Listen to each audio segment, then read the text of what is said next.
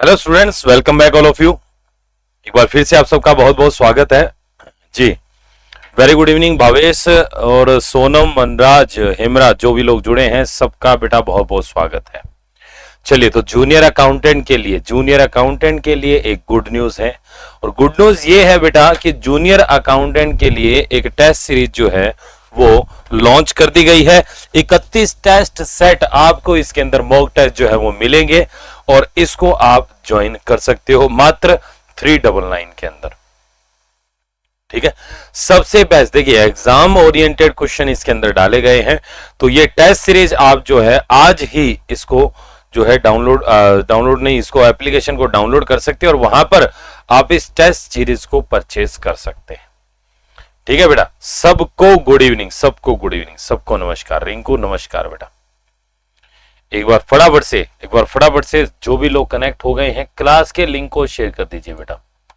ठीक है, तो यहां पर आप देख पा रहे होंगे स्क्रीन के ऊपर कि जो हमारी टेस्ट सीरीज है उस टेस्ट सीरीज के अंदर क्या क्या चीजें आपको यहां पर मिलने वाली हैं। देखिए, इसके अंदर आपको 31 मॉक टेस्ट जो है वो आपको यहां पर मिलेंगे। इनके अलावा यहां पर क्या है, आपको एप्लीकेशन जो है वो कैसे डाउनलोड करनी है। सबसे पहले आपको प्ले स्टोर पर जाना है और आपको वहां पर क्लास 24 राजस्थान की जो ऐप है उसको डाउनलोड करना है। फिर आपको जूनियर अकाउंटेंट जो है टेस्ट के अंदर जूनियर अकाउंटेंट सेलेक्ट करना है, जिसके अंदर पेपर 2 और पेपर फर्स्ट 2 है यहाँ पर। ठीक है, और जैसे आप इनको परचेज कर लेंगे तो ये आपके टेस्ट वगैरह जो है वो यहाँ पर आपको पेपर 1 के और पेपर 2 के दोनों के 31 टेस्ट जो है वो यहाँ पर आपको मिल जाएंगे। दूसरा, इसको फटाफट से बेटा आज ही डाउनलोड करिए। दूसरा, जो महिला सुपरवाइजर है, ध्यान रखिएगा बेटा, जो महिला सुपरवाइजर की वैकेंसी हमारी है उस महिला सुपरवाइजर के लिए यहां पर जो हमारी टेस्ट सीरीज है वो 31 टेस्ट की सीरीज है जो आपको 299 रुपीज के अंदर जो है यहां पर अवेलेबल करवाई जा रही है। तो आप इसको आज ही डाउनलोड करिए। ठीक है, और प्रत्येक संडे को जो है ये फ्री टेस्ट आपका यहां पर रहेगा, लाइव टेस्ट होगा अपनी ऐप के ऊपर। और जो आपका जूनियर अकाउंटेंट है उसका भी प्रत्येक संडे को एक टेस्ट जो है वो फ्री रखा गया है, जो लोग हैं बिना मतलब अगर खरीदे भी ज्वाइन करना चाहें तो आप उसको ज्वाइन कर सकते हैं। ठीक है बेटा, चलिए इसके बाद में यहां पर इसको भी आप देखिए, वही क्लास 24 जो हमारी ऐप है उसको आप लोग डाउनलोड करना है। महिला सुपरवाइजर में आप जाएंगे, आपको महिला सुपरवाइजर का यहां पर ऑप्शन मिल जाएगा, टेस्ट सीरीज मिलकर आप परचेज करके उस पर वर्क कर सकते हैं। ठीक है, तो ये बेटा हमारा प्लेटफॉर्म है। दूसरा, राजस्थान का जो हमारा चैनल है जिस पर आप अभी पढ़ रहे हो, राजस्थान एग्जाम का जो चैनल है क्लास 24 का, उसका टेलीग्राम चैनल जो है ये आप निश्चित रूप से आज ही जो है ज्वाइन कर लीजिए। इसके लिए यहां पर एक लिंक भी गिवन है। दूसरा, कमेंट सेक्शन के अंदर ऊपर की तरफ आप देख पा रहे होंगे एक लिंक जो है उसको पिन किया गया है, वो हमारे ऑफिशियल टेलीग्राम चैनल का है जहां पर आप क्लास के बाद में सभी पीडीएफ फाइल को प्राप्त कर सकते हैं। ठीक है बेटा, तो चलिए इसी के साथ ये थोड़ा सा आपको जानकारी देनी थी। महिला पर्यवेक्षक और आपका जो एक राजस्थान के अंदर जो जूनियर अकाउंटेंट जिसके लिए हम पढ़ रहे हैं, इन दोनों एग्जाम की टेस्ट सीरीज के लिए तो आप आज ही डाउनलोड करिए आपको और इसको परचेज कर लीजिए। जो जूनियर अकाउंटेंट है वो 399 है और महिला सुपरवाइजर वुमेन सुपरवाइज 299 है। चलिए बेटा आगे बढ़ते हैं। अब हम हमारे चैप्टर की तरफ बढ़ते हैं और आज का जो हमारा चैप्टर है वो होने वाला है बेटा एमएस एक्सेल। ठीक है बेटा, एमएस एक्सेल, माइक्रोसॉफ्ट एक्सेल इसको हम लोग कहते हैं। यहां पर क्या है, किस प्रकार से हैं, वो चीजें हमें यहां पर देखनी है। एमएस एक्सेल जो है, जैसे एमएस वर्ड जो है वो एक स्प्रेडशीट सॉफ्टवेयर है। एमएस वर्ड जो है वो एक वर्ड प्रोसेसर सॉफ्टवेयर है। एमएस पावर पॉइंट जो है वो एक प्रेजेंटेशन सॉफ्टवेयर है। उसी प्रकार से ये जो हमारा एमएस एक्सेल है ये एक स्प्रेडशीट प्रकार का सॉफ्टवेयर, ध्यान रखिएगा। और संगणक भर्ती 2021 के एग्जाम में पूछा था कि सबसे पुराना स्प्रेडशीट प्रकार का सॉफ्टवेयर कौन सा है, तो वहां पर होता है बेटा विजी कैल्क नाम का जो है वो सबसे पुराना है। तो ध्यान दीजिएगा, इंपॉर्टेंट चीजें मैं बता रहा हूं। यह है एक स्प्रेडशीट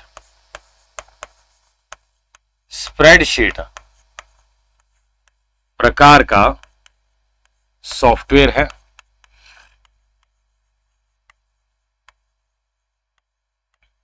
एक स्प्रेडशीट प्रकार का क्या है, सॉफ्टवेयर है। और जिसका उपयोग जो है, देखिए स्प्रेडशीट सॉफ्टवेयर जो होता है ना, वो सॉफ्टवेयर करता क्या है, वो क्या करता है, जैसे कैलकुलेशन वगैरह करने के काम आता है, न्यूमेरिकल डेटा के ऊपर कैलकुलेशन वगैरह करने के, उन सबको अलग अलग तरीके से चार्ट के रूप में एक्सप्लेन करने के लिए, उन सब चीजों के लिए जो है ये हमारा काम में लिया जाता है। तो ये वैसे हिसाब किताब के काम आता है बेटा, ठीक है, हिसाब किताब वगैरह करना हो ना, उसके लिए ये सॉफ्टवेयर जो है वो काम में लिया जाता है। अब यहाँ पे एक पटवारी 2021 के अंदर क्वेश्चन आया था, ध्यान रखिएगा, पटवारी 2021 का क्वेश्चन है, सबसे पुराना पटवारी 2021 का क्वेश्चन है, ठीक है, सबसे पुराना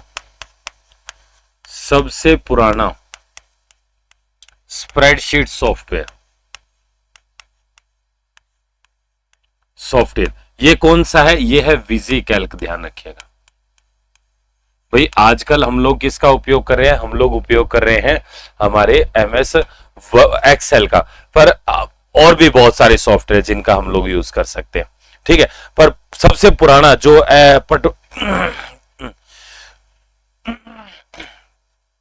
जो पटवारी नहीं, संगणक का था, संगणक में, हाँ संगणक में पूछा था, संगणक 2021 के पेपर में आया था, ठीक है।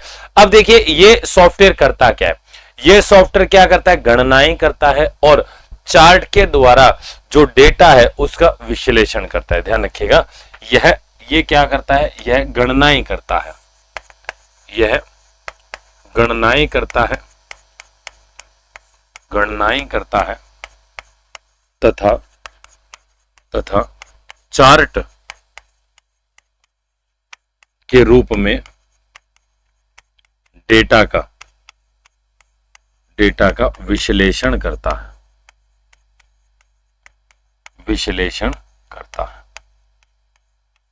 डेटा का विश्लेषण करता है। कौन करता है, ये सॉफ्टवेयर करता है। चलिए ये बेसिक सिंपल थोड़ी सी इंट्रोडक्शन होगी। जो देखिए गणना करने का तो इसलिए कहा जाता है इसको, क्योंकि ये ना इसमें कैलकुलेशन वगैरह के बहुत सारे ऐसे फॉर्मूलाज वगैरह रहते हैं, अलग अलग प्रकार के सूत्र वगैरह रहते हैं। तो आप क्या कर सकते हो, जो भी जैसे योग करना है, घटाव करना है ना, गुणा करना है, या आपको पावर करनी है, फैक्टोरियल निकालना है ना, आपको ब्याज निकालना है, तो इस प्रकार के इसमें क्या होते हैं, अलग अलग फॉर्मूलाज होते हैं जिनको हम यूज कर सकते हैं, ठीक है। अब जैसे इसमें देखिए क्या होता है, जैसे MS वर्ड था, अब बेटा देखो कंपैरेटिव रूप में इनको करो। MS वर्ड में जो फाइल थी उसको क्या कहते थे, वर्क, उसको क्या कहते थे, डॉक्यूमेंट। MS वर्ड की फाइल को डॉक्यूमेंट कहते थे। MS पावर पॉइंट की फाइल को क्या कहते थे, प्रेजेंटेशन। और MS एक्सेल की जो फाइल है इसको वर्कबुक कहते हैं, ध्यान रखिएगा। इसमें बनी फाइल को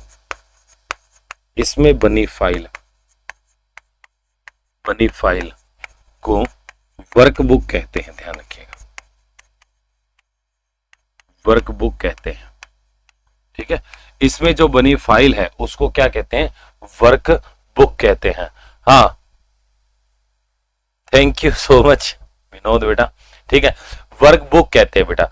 अब वर्कबुक कहते हैं तो वर्कबुक देखिए एक फाइल का एक नाम है एक प्रकार से, और इसकी जो फाइल है वो वर्कबुक कहते हैं। और एक वर्कबुक जो है, ठीक है, वो अलग अलग वर्कशीट से मिलकर बनती है। जैसे डॉक्यूमेंट में पेज होते हैं, आपके प्रेजेंटेशन में स्लाइड होते हैं, वैसे ही ये जो वर्कबुक में होती है, वर्कबुक जो होती है ये बहुत सारे वर्कशीट से बनी होती है। इसमें वर्कशीट उपलब्ध होती है।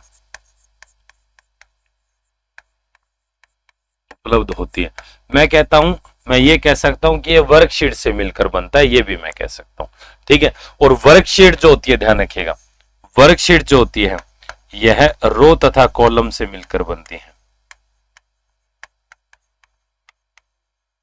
कॉलम से मिलकर बनते हैं। बात समझ में आई बेटा? ये रो और कॉलम से मिलकर बनती है, कौन बनती है, वर्कशीट। बोलो बात समझ में आ गई बेटा? अब यहां पर देखिए अलग अलग तरीके से CGL में भी इस बार क्वेश्चन आया था, ठीक है। और एक जैसे आपके कनिष्ठ अनुदेशक 2019 के पेपर में आया था कि जैसे डेटा को मैनिपुलेट करने के लिए एक रो तथा कॉलम की व्यवस्था जो होती है उसको क्या कहते हैं। भाई रो और कॉलम का जो अरेंजमेंट होता है उसको क्या बोलते हैं? भाई रो और कॉलम से आपका क्या बनता है? वर्कशीट बनता है। तो वर्कशीट वहां पर आंसर था बेटा, वर्कशीट आंसर था। ठीक है, हाँ, हिसाब किताब वगैरह ये काम करने के आता है। वैसे देखिए ये जो आपका वर्कशीट है, वर्कबुक जो है कह दीजिए, वर्कबुक कह दीजिए। अब ये जो वर्कबुक है इसका बाय डिफॉल्ट नेम क्या होता है? इसका जो कोई भी अगर अपन वर्कबुक बनाते हैं ना बेटा, तो उसका जो बाय डिफॉल्ट नेम जो होता है, ये नेम होता है बेटा बुक 1। क्या होता है? बुक 1। ये बुक 1 इसका जो है वो बाय डिफॉल्ट नेम होता है। हाँ, स्प्रेडशीट एक ही होते हैं क्या? नहीं बेटा, देखो वर्कशीट और स्प्रेडशीट, देखो स्प्रेडशीट तो एक सॉफ्टवेयर का प्रकार हो गया है ना। वर्कशीट को स्प्रेडशीट अपन नहीं कहते, स्प्रेडशीट एक सॉफ्टवेयर का कह सकते हो। वैसे तो खैर कोई दिक्कत नहीं है, पर थोड़ा सा कह ना ही कहें तो बेहतर है, क्योंकि स्प्रेडशीट जो है एक सॉफ्टवेयर का प्रकार होता है एक प्रकार से, कि स्प्रेडशीट प्रकार का सॉफ्टवेयर है। या वर्कशीट है वो स्प्रेडशीट कह सकते हो, क्योंकि वो रो और कॉलम के रूप में जैसे वर्क करती है। स्प्रेडशीट कहने को तो कह लो, खैर ऐसा कोई नहीं है कि आपको नहीं कह सकते हैं, पर थोड़ा सा स्प्रेडशीट न कहकर वर्कशीट कहे तो ज्यादा बढ़िया रहेगा। कहने को तो कह सकते हैं, ऐसा कोई रूल नहीं है कि इसको नहीं कह सकते। ठीक है, अब इसकी जो बनी फाइल है उसका बाय डिफॉल्ट नेम कौन सा होता है? बेटा बुक 1। और इसकी जो फाइल होती है उसका एक्सटेंशन जो होता है, ध्यान रखिएगा, एक्सटेंशन जो होता है ये होता है बेटा .xls या .xlsx। ये इसका एक्सटेंशन होता है बेटा, ध्यान रखिएगा, ये इसका क्या होता है? एक्सटेंशन होता है। .xls या .xlsx बहुत ही इंपॉर्टेंट है, चीजें ध्यान रखिएगा। ठीक है, अब यहां पर बाय डिफॉल्ट नेम वगैरह कर ही लिया है। अब यहां पर देखिए नई वर्कबुक वगैरह है, नई वर्कशीट वगैरह है, वो सारी चीजें करेंगे। अब जैसे एक वर्कबुक पे क्वेश्चन आया था सीजीएल, इसी साल जो सीजीएल का पेपर हुआ था ना, उसमें क्वेश्चन आया था कि सर आरएस इंटरव्यू है, लेकिन प्रिपरेशन तो करनी पड़ेगी बेटा, प्रिपरेशन तो करनी पड़ेगी। जो भी आप एग्जाम दिया है, इंटरव्यू बेटा, इंटरव्यू में आप जा रहे हो, तो ये आप बहुत ही अपने आप में आप आरएएस वाले जो हमारा चैनल है उनके अगर टीचर से थोड़ा डिस्कस करें तो ज्यादा बेहतर रहेगा, वो ज्यादा अच्छे से आपको गाइड कर सकते हैं। ठीक है, अब ये जो बेटा वर्कशीट की बात की है अपन ने, ठीक है, ये जो वर्कशीट की बात की है, ये वर्कशीट के अंदर क्या क्या चीजें होती हैं ये थोड़ा सा हम लोग देख लेते हैं। जैसे एक वर्कशीट जो होती है ना बेटा, उस वर्कशीट के अंदर ना बहुत सारी ऐसे रो और कॉलम होती है। अब मैं इसको थोड़ा सा दिखा देता हूं।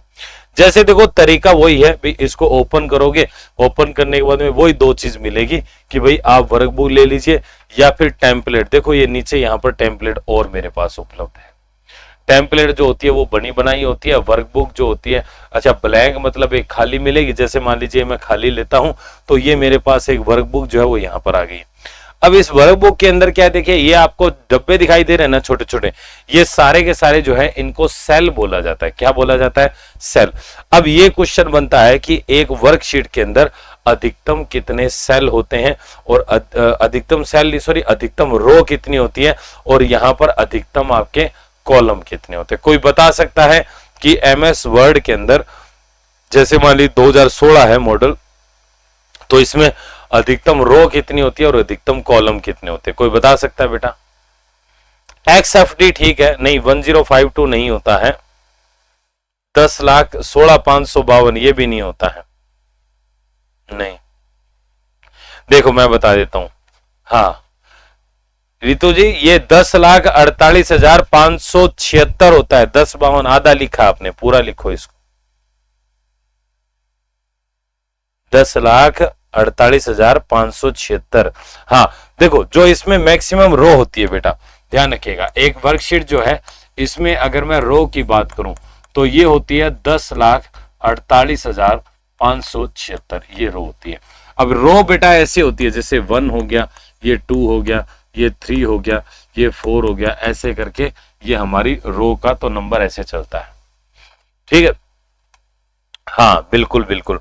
और जो हमारे कॉलम होते हैं, कॉलम जो होते हैं, ठीक है, कॉलम जो होते हैं वो कितने होते हैं? 16,000। ये होते हैं 16,384। ये ऐसे होते हैं बेटा, जैसे पहला ए, दूसरा बी, तीसरा सी, ऐसे करके चलता है ये, और लास्ट वाला यहां पर होता है XFD। XFD ये वाला होता है। अब ये दिल्ली पुलिस में पूछा था कि भाई कुल जो है वो कॉलम कितने होते हैं, ये क्वेश्चन दिल्ली पुलिस में पूछा था, है ना। तो ये कुल रो है, ये भी एक शिफ्ट में आया था दिल्ली पुलिस के अंदर, अलग अलग एग्जाम में आता है। हाँ सर मैंने कॉलम बताया था। अच्छा कॉलम बताया था, बहुत अच्छी बात है, कोई बात नहीं। 16,500 तो 16 तो आपने फिर भी कॉलम तो फिर भी गलत बताए हैं, ठीक है। तो ये बेटा यहां पर कॉलम होते हैं, ठीक है। अब इनके बाद में देखिए यहां पर जो सेल होता है, जहां पर रो और कॉलम एक दूसरे को काटते हैं, ये क्या होते हैं? सेल बोलते हैं, ध्यान रखिएगा, ठीक है। जहां रो तथा कॉलम, जहां रो तथा कॉलम एक दूसरे को काटते हैं,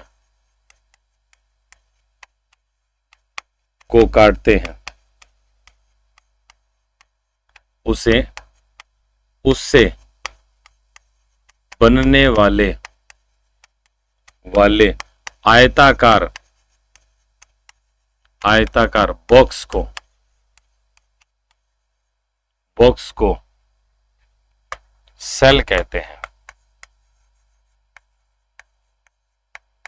ठीक है। क्या कहते हैं? सेल। ऐसे ये वाला सेल कहते हैं। तो ये सेल कह लेते हैं। सेल क्या होता है? देखो अब ये जैसे सेल वगैरह है, ये एक छोटा सेल है। अब आप इसमें कहोगे कि भाई टोटल सेल कितने होते हैं, तो बेटा आप एक काम करो, अगर आपको कुल सेल निकालने हैं तो देखो एक रो, ये रो इतनी है, कॉलम इतनी है, इन दोनों का गुणा कर लो और वो टोटल सेल आ जाएगा। ये कभी नहीं पूछेगा आपसे, ये कभी नहीं पूछेगा। अब सेल के अंदर जैसे मान लो कोई मैं डेटा रखता हूं, अब उसका भी थोड़ा सा हमें ध्यान रखना है, ठीक है। चलिए वैसे मैं आगे बता दूं आपको, अलाइनमेंट के अंदर बता दूंगा, ठीक है। अब देखिए एमएस, वही बात है कि एमएस अगर एक्सेल है उसको ओपन करना है तो ओपन करने के दो तरीके हैं, है ना। और ओपन करने के बाद में दो विकल्प मिलते हैं हमें। सर हमें आपकी class they. Thank you so much बेटा रोहित। बस ऐसे ही क्लास को अपने दोस्तों के साथ शेयर करो बेटा। अगर इतना ही अच्छा पढ़ाते हैं तो फिर ये संख्या कम से कम 50 तो करो। हाँ अब यहां पर क्या होता है बेटा, जैसे ये हमारा जो आपका एमएस एक्सेल है, इस एमएस एक्सेल के अंदर क्या है कि ये सारी की सारी रो और कॉलम, देखो ये जो है आपके ए बी सी डी, ये आपके क्या है? कॉलम है। और इधर 1 2 3 4 ये जो आपकी क्या है? ये क्या है? रो है। अब इसको जब मैंने ओपन किया था तो आपने देखा था यहां पर दो विकल्प उपस्थित है मेरे पास।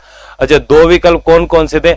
एक विकल्प तो मेरा था यहां पर इसको ब्लैंक का, और एक था फ्रॉम टेम्पलेट का। तो मतलब टेम्पलेट तो मतलब क्या होती है? जो पहले से एक हमारी पास बनी रहती है जिसको हम डायरेक्टली यूज कर सकते हैं। और ब्लैंक का मतलब होता है कि भाई एक खाली वर्कशीट आ गई है, अब आप इसके ऊपर अपने हिसाब से काम कर लो, ठीक है। ये हमारी एक वर्कशीट है बेटा। चलिए अब इसके अंदर देखिए क्या है कि वही चीजें हैं, सेम टू सेम है। जो चीजें यहां पर सेम है वो अपन यहां पर इतना दिमाग खराब नहीं करेंगे। पर एक चीज मैं बता देता हूं, जैसे हमने किया था कि एमएस वर्ड को ओपन करना है तो फाइल कौन सी चाहिए? रन कमांड विंडो से, याद है क्या? याद है क्या? तो मैं यहां पर लिख देता हूं एमएस एक्सेल को ओपन करने के लिए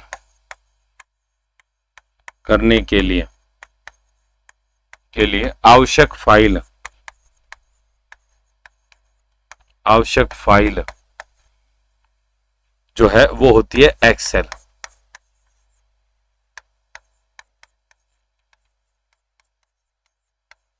इसमें कोई ज्यादा नहीं है। जैसे एमएस वर्ड की बात करें तो याद है बेटा एमएस वर्ड क्या था? एमएस वर्ड में था win word. MS power point में था पावर पीएनटी। यहां पर EXEL एक्सेल होता है सिंपल। हाँ हाँ all program run command MS Excel. हाँ नहीं एमएस एक्सेल नहीं लिखना, सीधा EXEL एक्सेल लिखना है सीधा।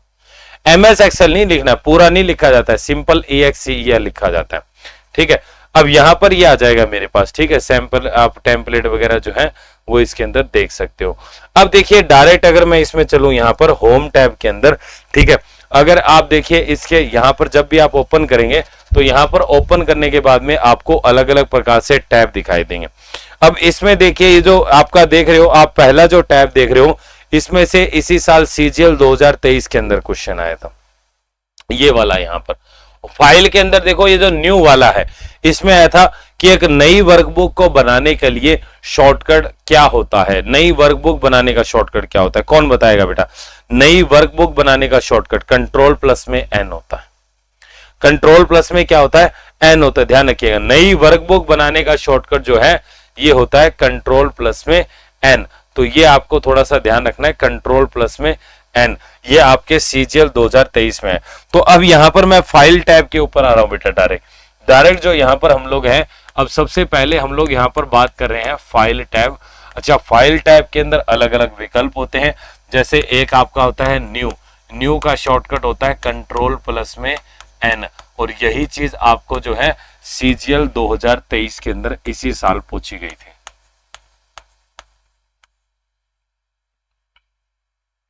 हाँ, CGL 2023 में पूछी गई थी। तो यानी कि यहां पर आपका नई वर्कबुक बनाना। अच्छा, न्यू का मतलब क्या है कि नई वर्कबुक कैसे बनाते हैं, उसका मतलब यह है कि नई वर्कबुक बनाने का, क्योंकि इसकी फाइल को वर्कबुक कहते हैं ना। ऐसे ही देखो ओपन है, ऐसे ही आपका यहां पर क्या है, ओपन है। भाई ओपन क्या होगा, पहले से बनी हुई वर्कबुक को खोलने के लिए तो कंट्रोल प्लस में ओ हो जाएगा। अच्छा, अगर आप कहेंगे यहां पर प्रिंट करने के लिए तो प्रिंट करने का क्या होगा, कंट्रोल प्लस में पी हो जाएगा। अगर मैं यहां पर कहूं कि आप अगर प्रिंट करने के बजाय पुराना कोई डॉक्यूमेंट, आप वर्तमान अगर कोई वर्कबुक है उसको सेव करना चाहते हो तो ये कंट्रोल प्लस में एस हो जाएगा। अगर आप उसको सेव एज करना चाहते हो तो सेव एज का शॉर्टकट क्या है बेटा, ये है आपका F12, है ना। ये भी देखो मैं आपको बता चुका हूं इतनी बार, है ना, F12। इसके बाद में अगर अपन बात करें यहाँ पर क्लोज का, तो क्लोज का यहाँ पर आता है बेटा कंट्रोल प्लस में W, या फिर यहाँ पर अल्ट प्लस में F4। तो ये चीजें जो हैं हम लोग पहले पढ़ चुके हैं, ये सारे शॉर्टकट सेम है। वहां पर हमने लिखा था नई वर्कबुक बनाने के लिए, वर्कबुक को ओपन करने के लिए, वर्कबुक को सॉरी वहां डॉक्यूमेंट लिखा था, यहाँ वर्कबुक कर दो। जैसे नया डॉक्यूमेंट बनाने के लिए, नई प्रेजेंटेशन बनाने के लिए, यहाँ नया वर्कबुक बनाने के लिए। तो शब्द बदल रहे हैं और इसमें कुछ भी नहीं है। हाँ, तो ये हो गया मेरा दूसरा बेटा। मेरा यहाँ पर जो टैब है, ध्यान रखिएगा, दूसरा बेटा जो मेरा यहाँ पर टैब है वो है होम टैब। ठीक है, जो चीजें सेम है वो तो देखो कोई मतलब नहीं है, जो अलग है वो हम लोग यहाँ पर कर लेते हैं। होम टैब के अंदर देखिए, मैं दोबारा से इसमें जाता हूं। होम टैब के अंदर जब मैं बात करूंगा यहाँ पर, तो होम टैब में क्या क्या चीजें यहाँ पर होती हैं वो हम थोड़ा देखेंगे। सबसे पहले देखो यहाँ पर क्लिप बोर्ड है बेटा, ये क्लिप बोर्ड है, इसमें cut, copy, paste, format, painter, देखो वही सारे विकल्प हैं, वही सारे विकल्प हैं। यहां पर आप सबसे पहले जो आप देखेंगे आपको मिलेगा क्लिप बोर्ड।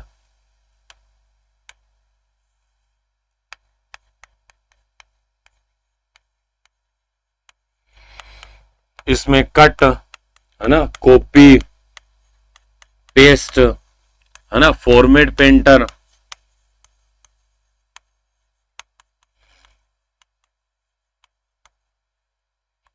कट का क्या था, कंट्रोल प्लस में एक्स, कॉपी का क्या था, कंट्रोल प्लस में सी, है ना, पेस्ट का क्या था, कंट्रोल प्लस में वी, फॉर्मेट पेंटर में कॉपी का क्या था, कंट्रोल प्लस में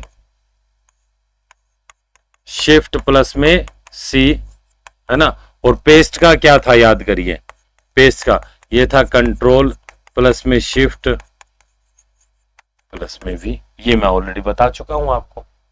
शॉर्टकट सेम ही है, ज्यादा अंतर नहीं है, कुछ अंतर वाली चीजें करते हैं अपन। ठीक है, तो ये हो गया। इसके बाद में देखो फॉन्ट का वही कैलिब्री है, ये जो साइज है ना, ये थोड़ा सा ध्यान रखना है। जो इसका फॉन्ट का टाइप होता है, ये कौन सा है, ये कैलिब्री है। ठीक है, और जो इसका साइज है बेटा फॉन्ट का जो साइज है, ये देखो वो सेम है, वहां पर भी मेरा 11 था, यहां पर भी 11 है। अच्छा, आपको ध्यान ये रखना है कि जो उपलब्ध साइज होता है ये कितना होता है, अवेलेबल साइज होता है 8 से लेके 72 तक। देखो वर्ड में भी यही था 8 से 72, और पावर पॉइंट में भी यही होता है। फर्क केवल जो होता है वो होता है इनका MS Excel, MS PowerPoint में उसमें 8 से लेके 96 तक होता है, याद है ना। हाँ 8 to 96 होता है बेटा, 8 से लेके कहां तक होता है 96 तक। अच्छा इसमें क्या होता है 8 से लेके 72 तक। अब अगर इसमें मैं रेंज की बात करूं कि भाई मिनिमम कितना होता है, तो मिनिमम होता है 1, ठीक है। और अगर इसमें मैं बात करूं मैक्सिमम की, तो मैक्सिमम होता है बेटा 409। मैक्सिमम कितना होता है 409, बिल्कुल। देखो 409 होता है इसमें। देखो तीनों को मैं एक बार बता देता हूं। अरे भाई परसेंटेज क्यों लगा रहे हो, परसेंटेज लगाया क्या आगे, मेरे को कमेंट दिख नहीं रहा है। तो देखो बेटा वही चीज है, देखो मैं फिर से रिवाइज कर, MS वर्ड में कितना था 1 से 1638, पावर पॉइंट में 1 से 4000 और इसमें होता है 1 से लेके आपका 409 तक। ये इसका साइज होता है बेटा, ठीक है। अब यहां पर जैसे अलग अलग प्रकार से क्वेश्चन बनते हैं इनमें साइज वगैरह के ऊपर, तो अब अगर तीनों का याद होगा वर्ड, पावर पॉइंट और एक्सेल, तो आप इजीली उसको डिफरेंशिएट कर सकते हो, कोई दिक्कत ही नहीं आएगी आपको, ठीक है। इसके बाद में देखिए ऑप्शन कौन से है। अब ऑप्शन देखो क्या है, ये ग्रो फॉन्ट है, ये श्रिंक फॉन्ट है, ये देखो ऑलरेडी हम लोग कर चुके हैं, ऑलरेडी कर चुके हैं। इसके बाद देखिए बोल्ड, इटैलिक, अंडरलाइन, ये आपको पता है कंट्रोल के साथ में B, कंट्रोल के साथ में I, कंट्रोल के साथ में U। बोलिए याद है कि नहीं है। अच्छा इसके बाद में देखो ये जो ऑप्शन है ना, ये बॉर्डर का ऑप्शन होता है बेटा। अगला जो ऑप्शन है ये बॉर्डर का होता है, बॉर्डर का। तो इससे सेल पर बॉर्डर लगाई जा सकती है, इससे सेल पर बॉर्डर लगाई जा सकती है।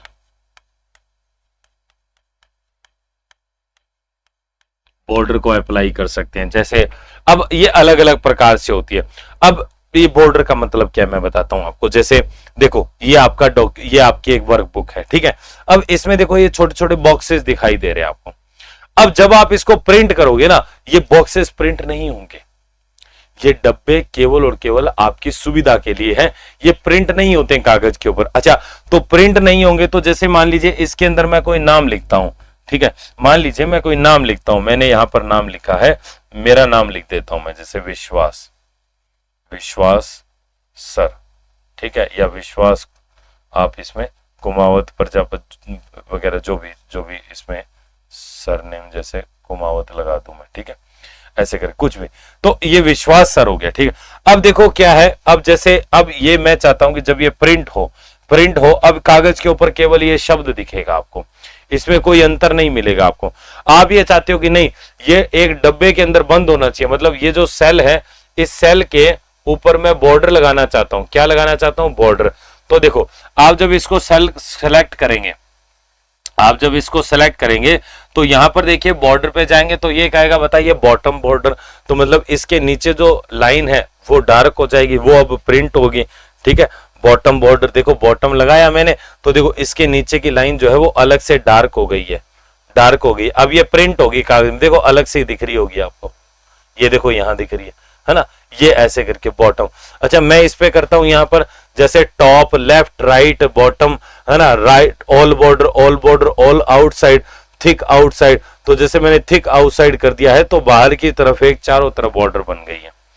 तो ये जो बॉर्डर होती है बेटा, ये आप इसके द्वारा अप्लाई कर सकते हो, कोई दिक्कत इसमें, तो बॉर्डर भी आपको समझ में आ गया। अब बॉर्डर के बाद में अब नीचे जो ऑप्शन है ना बेटा, ये देखो वही है बैकग्राउंड फिलअप करने का, ठीक है। जैसे ये येलो हो गया, इसकी बात करूंगा तो मैं इसको जैसे मान लीजिए ये कर देता हूं, ब्लू कर देता हूं, ऐसे कलर बनेगा, ये फॉन्ट कलर हो गया। ये जो आपके हैं यहां पर बेटा अलाइनमेंट होते हैं। अगला जो मेरा है वो कौन सा है, अलाइनमेंट।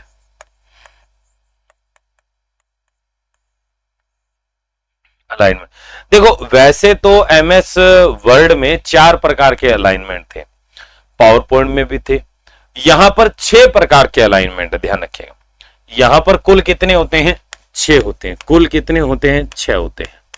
कुल होते हैं 6, जिनमें से देखो एक तो होता है टॉप, एक होता है मिड और एक होता है बॉटम।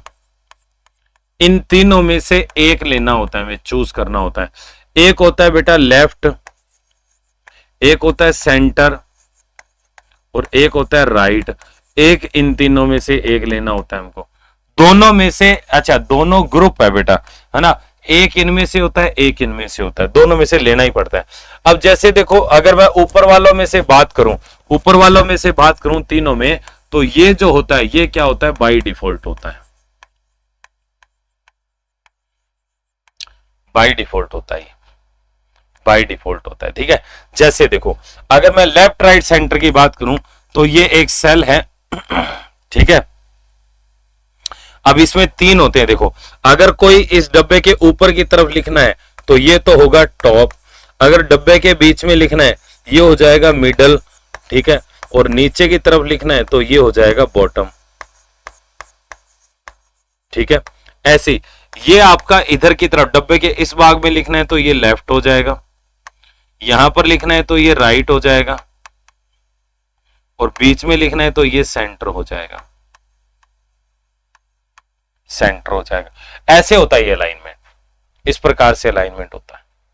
हाँ, तो इनमें क्या होता है, बाय डिफॉल्ट आप कुछ भी लिखो ना वो नीचे की तरफ लिखा जाता है, तो जो बॉटम वाला होता है वो तो सेलेक्ट ही होता है। अब ये लेफ्ट राइट सेंटर का हिसाब किताब अलग होता है, लेफ्ट करोगे तो वो लेफ्ट साइड में जाएगा, सेंटर करोगे सेंटर में आ जाएगा, राइट करोगे राइट में आ जाएगा। अब इनमें क्या होता है, थोड़ा क्वेश्चन का भी सीन बनता है। जैसे अब देखिए लेफ्ट राइट सेंटर की यहां पर मैं बताऊं इसमें, जैसे अब आप इनमें से कोई एक सेलेक्ट करना पड़ता है, बाय डिफॉल्ट कोई सा नहीं होता है। अच्छा, तो बाय डिफॉल्ट होता नहीं है तो ये काम कैसे करता है, देखो, जैसे मान लीजिए अगर अपन कोई भी, मान लीजिए सेल है, उस सेल के अंदर मान लीजिए कोई टेक्स्ट लिख रहे हैं, ठीक है। अगर सेल के अंदर, अगर सेल में क्या लिखते हैं, टेक्स्ट लिखते हैं, ठीक है। जैसे अभी देखो आपने, मैंने यहां पर अपना नाम लिखा था, तो आप एक चीज देखो बेटा, ये नाम जो है बाय डिफॉल्ट कौन सी तरफ है, लेफ्ट साइड में, कौन सी तरफ है, लेफ्ट साइड। मैंने कोई अलाइनमेंट लिया नहीं था यहां पर, फिर भी ये लेफ्ट में गया। अब मान लीजिए मैं आगे जो है कुछ नंबर लिखता हूं, संख्या लिखता हूं, जैसे मान लीजिए मैंने लिखा 45 36। अब ये मैं जैसे देखो, अभी तो ये उधर दिख रही, जैसे देखो मैंने सेलेक्ट, ये संख्या कहां आ गई, राइट साइड में आ गई बेटा, ये संख्या कहां पर आ गई, राइट साइड में। तो देखिए एमएस जो अपना एक्सेल है, इसमें कोई भी अगर टेक्स्ट लिखोगे, किसी भी सेल में अगर टेक्स्ट लिखा जाता है तो वो टेक्स्ट बाय डिफॉल्ट आपका लेफ्ट साइड में अलाइन होता है, और अगर टेक्स्ट की जगह वहां पर आप लिखते हो कोई भी संख्या तो वो बाय डिफॉल्ट राइट साइड में अलाइन होती है, ध्यान रखिएगा। ये इसका फिक्स होता है, अपने आप से होता है, ठीक है। टेक्स्ट जो है वो बाय डिफॉल्ट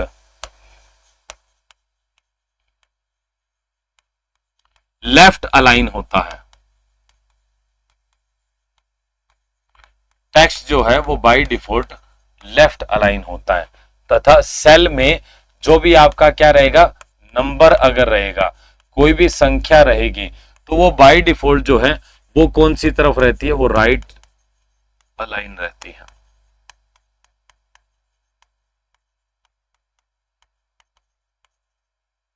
संख्या जो है वो राइट अलाइन होगी, ठीक है। हाँ, नेट का पूरा फायदा उठा रहे हो, अच्छी बात है। तो एक लेफ्ट अलाइन होता है, सेंटर लाइन। अब देखो टेक्स्ट का बाय डिफॉल्ट लेफ्ट होता है और संख्या का होता है राइट।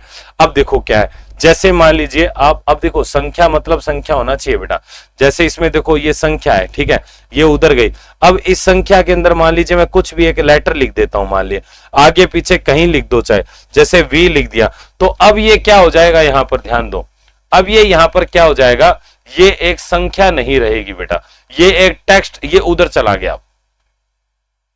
संख्या मतलब केवल संख्या ही होनी चाहिए, बात समझे, संख्या का मतलब उसमें केवल और केवल संख्या ही होनी चाहिए। अगर कोई भी लेटर आ गया तो वो राइट साइड में अलाइन हो जाएगा, वो एज ए टेक्स्ट उसको कंसीडर करता है। कोई दिक्कत बेटा यहां तक किसी को? ये छोटी छोटी चीजें जो है ना, इनमें ही क्वेश्चन बनते हैं, ठीक है। अब जैसे आगे चलते हैं अपन, आगे मैं आपको बताऊंगा जैसे कौन कौन से इसमें क्वेश्चन बने हुए हैं, ठीक है। अब जैसे देखो, अब ये अलाइनमेंट हो गया, ये देखो यहां पर ये इंक्रीज इंटेंट डिक्रीज इंटेंट, ये आपको पता है, ठीक है। अब ये जो है ना बेटा ए बी करके तिरछा लिखा हुआ है, इसको बोलते हैं टेक्स्ट ओरिएंटेशन।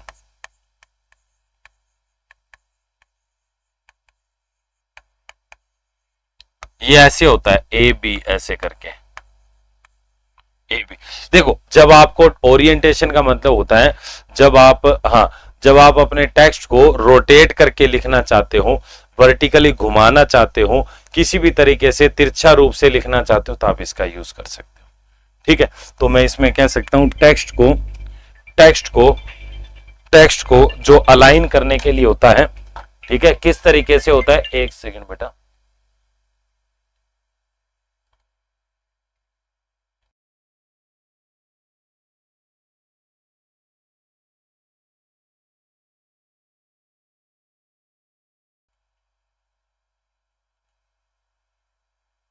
चलिए। तो अब यहां पर देखिए क्या है, टेक्स्ट को ओरिएंटेशन मतलब टेक्स्ट को तिरछे रूप से लिखने के लिए, सॉरी, टेक्स्ट को तिरछे रूप से लिखने के लिए, टेक्स्ट को तिरछे रूप से लिखने के लिए या रोटेट करके लिखने के लिए। अब देखो जैसे इसमें क्या है, ये है जैसे देखो angle counter wise, angle clockwise, angle vertical text, rotate text up, rotate text down, ऐसे करके फॉर्मेट से अलग अलग तरीके से इसमें ऑप्शन होते हैं। ठीक है, समझ में आ रहा है ना बेटा, एक सेकेंड, अब ठीक है, हाँ ठीक है, तो ये इस तरीके से होता है बेटा। अच्छा, इसके बाद में देखो रैप टेक्स्ट, ये रैप टेक्स्ट है ना, इसमें पिछले साल ही दिल्ली पुलिस में क्वेश्चन आया था, हमारे जूनियर अकाउंटेंट वगैरह में तो नहीं आया है, पर ये क्या होता है, देखो रैप टेक्स्ट का मतलब क्या होता है, wrap text, wrap text, wrap text, देखो रैप टेक्स्ट क्या होता है, रैप टेक्स्ट का एक फीचर होता है, देखो क्या होता है, जब जैसे अभी अपन ने देखा था, अभी मैंने शब्द लिखा था तो आपने थोड़ा ध्यान नहीं दिया होगा, पर मैं अभी आपको बताऊंगा यहां पर, जैसे अपन कोई भी सेल के अंदर कोई भी टेक्स्ट लिखते हैं, ठीक है, जैसे देखो मान लीजिए मैं इसके अंदर अभी मैंने शब्द लिखा था, ठीक है, अब ये तो मैंने बेटा इसको बड़ा कर दिया था, ठीक है, जैसे मान लीजिए यहां पर मैं लिखता हूं this is a class of computer, ठीक है, मान लीजिए ऐसे बड़ी लाइन लिखता हूं मैं, this is a class of junior accountant, मान लो जैसे मैंने ये लिखता हूं,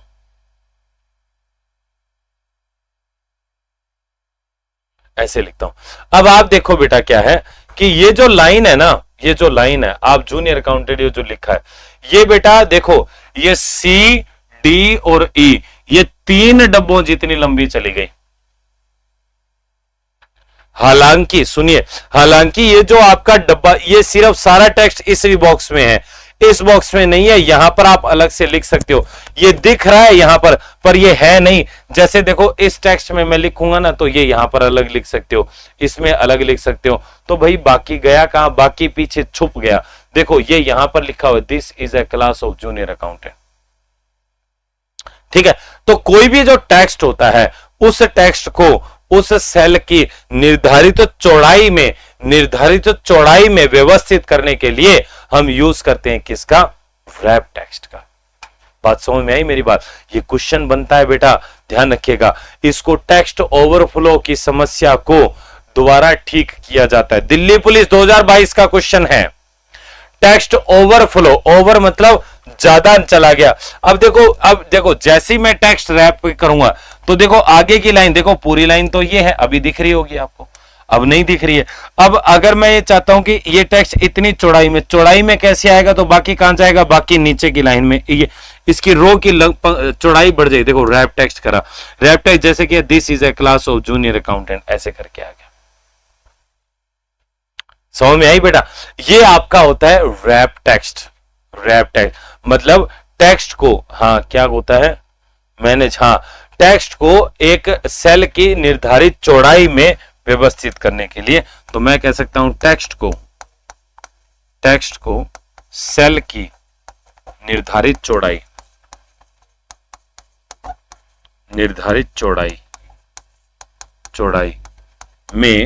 में व्यवस्थित करने के लिए, ठीक है। दूसरा बेटा टेक्स्ट ओवरफ्लो की समस्या को हल करने के लिए, दूसरे शब्दों में कह सकते हैं, मैं ये भी कह सकता हूं कि इसके द्वारा जो टेक्स्ट होता है वो एक से अधिक लाइन में क्या होता है, व्यवस्थित हो जाता है, जैसे अभी हुआ था। समझ में आ रहा है बेटा? बहुत बढ़िया, बहुत बढ़िया। तो ये यहां पर व्यवस्था होती है मेरी टेक्स्ट ओवरफ्लो। अब नीचे मर्ज एंड सेंटर, ठीक है। देखो एक होता है मर्ज, ठीक है, मर्ज एंड सेंटर। अभी तो ये मर्ज आ रहा है, जब अपन मर्ज एंड सेंटर का, मर्ज का मतलब क्या होता है पहले तो ये बताओ। मर्ज मतलब बीमारी, ये होता है क्या मर्ज? मर्ज का मतलब क्या होता है बेटा बताओ? मर्ज का मतलब होता है मिलाना, दो या दो से अधिक सेल को मिलाकर एक सेल में बदलना मर्ज करना कहलाता है, ध्यान रखिएगा, ठीक है। दो या दो से अधिक सेल को मिलाकर एक सेल में बदलना मर्ज करना कहलाता है, ठीक है। अब देखो मर्ज और सेंटर का मतलब होता है जैसे 2 4 5 सेल मिलाए, तो मिलाएंगे तो अब चौड़ाई बढ़ जाएगी, तो मतलब अब क्या होगा कि उन सेल के अंदर जो डेटा है उस डेटा को मर्ज करने के बाद में सेंटर में अलाइन करना, तो ये अलाइन का भी काम करता है। मर्ज एंड सेंटर क्या करता है? मर्ज के साथ में फिर सेंटर में अलाइन करता है। एक होता है अनमर्ज, तो मैं कहूंगा मर्ज किए गए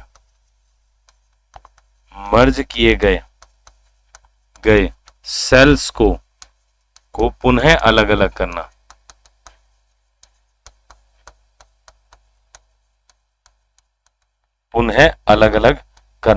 ये यहां पर क्या होता है हमारा?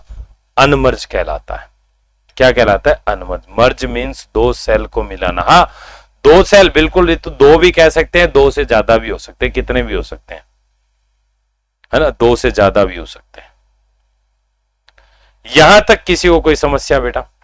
अगला देखिए यहां पर क्या है, नेक्स्ट मेरे पास जो ऑप्शन है बेटा वो नंबर का है। देखिए ये नंबर का है, नंबर ग्रुप है ये, हाँ नंबर ग्रुप है। अब ये नंबर ग्रुप क्या करता है बेटा? नंबर ग्रुप क्या करता है? देखो ये क्या करता है, जैसे फॉर्मेटिंग बदलता है। जैसे देखो मान लीजिए मैं इसको यहां पर लिख रहा हूं, ठीक है, ये येलो वाले में लिखता हूं, जैसे मैं थोड़ा अच्छा दिखेगा आपको भी। जैसे मान लीजिए इसके अंदर मैं लिख रहा हूं, मैंने लिखा 5000, मैंने 5000 लिखा। अब ये 5000 है, ये एक संख्या है, तो अगले जो ऑप्शंस है वो सारे के सारे संख्याओं के ऊपर लगाए जाते हैं। अब जैसे इसमें देखिए यहां पर अगर मैं जाऊं तो बाय डिफॉल्ट कौन सा होता है? ये बाय डिफॉल्ट मेरा जनरल होता है। कौन सा होता है? जनरल। बाय डिफॉल्ट जो फॉर्मेटिंग होती है वो बेटा जनरल फॉर्मेटिंग होती है, ठीक है। दूसरा यहां पर देखिए इसके बाद में कौन सा होता है? देखिए जैसे मैं इसके, देखो ये फर्स्ट वाला ये करेंसी का होता है। देखो वैसे क्या होता है, एमएस एक्सेल ना हमें एक चीज प्रोवाइड करवाता है, वो ये कहता है कि भैया संख्या है तो उसको संख्या के रूप में लेना पड़ेगा। आप साथ में डॉलर, आप कह दो कि नहीं साहब ये तो मेरी डॉलर है, आप यहां पर करके इसके आगे डॉलर का साइन लगा दो मान लो, तो फिर ये गलत हो जाएगा, ये गलत हो जाएगा। यहां पर ये देखो ये इधर की तरफ है, डॉलर का साइन नहीं लगा सकते आप इसमें, आप इसमें डॉलर का साइन नहीं लगा सकते, लगाओगे तो वो गलत हो जाएगा। तो अब ये संख्या नहीं रहेगी। पर अगर मैं इसको करेंसी में बदलना चाहता हूं, अभी मैंने डॉलर लगाया तो वो संख्या में बदल गया, पर देखो अगर मैं यहां पे जाऊं करेंसी में और ये इंग्लिश इंडिया ऐसे लगा दूं या ये डॉलर लगाऊं, अब देखो डॉलर का साइन दिख जरूर रहा है पर ये वास्तव में है नहीं, क्योंकि ये देखो ये 5000.00 दिख रहा है, पर यहां पर अगर आप इसमें देखोगे बेटा इस जगह पर यहां पर आपको 5000 ही मिलेगा, क्योंकि संख्या मेरी मूल रूप से 5000 ही है। देख रहे हो आप? देखो अब ये जैसे यहां क्लिक करूंगा ये देखो ये $5000 में का, मतलब ये नंबर की जो फॉर्मेटिंग होती है उस फॉर्मेटिंग को बदलने का काम करता है। अच्छा कोई बात नहीं, डॉलर क्यों लगाएं? बोले जी हम इंडिया में हम रुपये का साइन लगाएं, ये लो जी ये रुपए का साइन लग गया।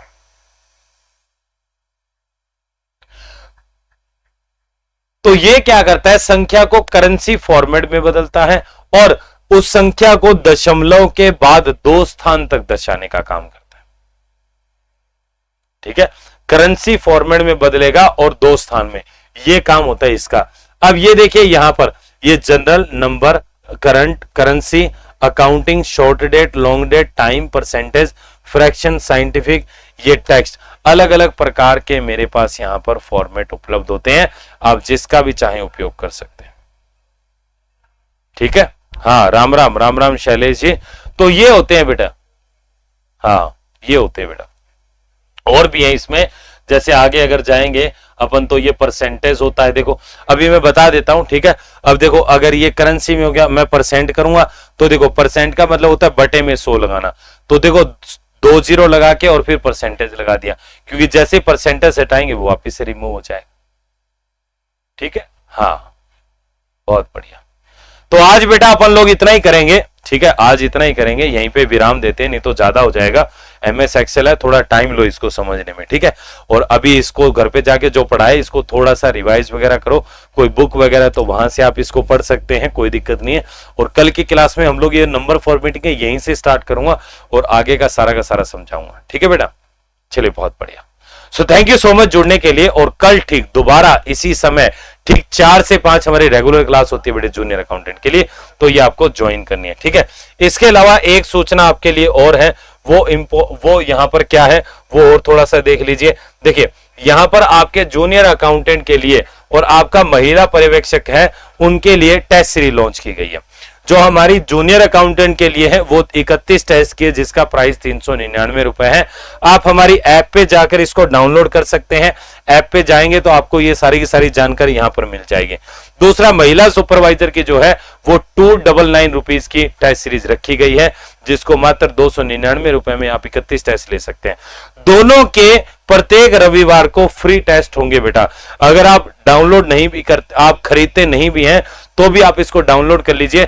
हर संडे को फ्री टेस्ट होगा जूनियर अकाउंटेंट का और महिला सुपरवाइजर का, जिसको आप अटेम्प्ट कर सकते हैं, ठीक है। So thank you so much जुड़ने के लिए, मिलते हैं अगली क्लास में।